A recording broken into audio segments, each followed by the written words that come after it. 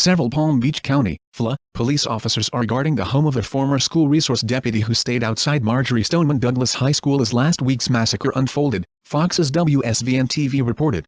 Deputy Scott Peterson, of the Broward County Sheriff's Office, was armed and stationed on the school's campus when a suspect identified by authorities as Nicholas Cruz opened fire with an AR-15 rifle, leaving 17 people dead and others wounded. Peterson resigned Thursday after video surveillance showed he never entered the school, even though he clearly knew there was a shooting taking place, officials said. The revelation prompted widespread outrage. The deputy was seeking cover behind a concrete column leading to a stairwell, Officer Tim Burton of the Coral Springs Police Department, who responded to the shooting, told the New York Times.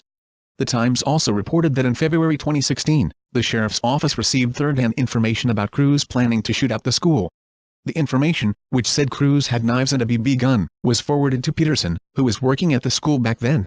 When a WSVN-TV reporter tried to approach Peterson's Boynton Beach home for an interview Thursday, he said he encountered a contingent of 6 police officers standing guard.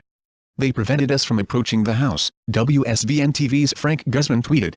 Sheriff Scott Israel during a news conference Thursday said video showed Peterson arriving at the west side of the high school where the shooting took place.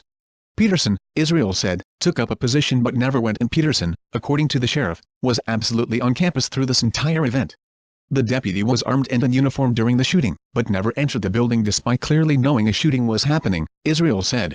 The sheriff said he believes Peterson remained outside the building for roughly 4 minutes, while the shooting in total lasted around 6 minutes.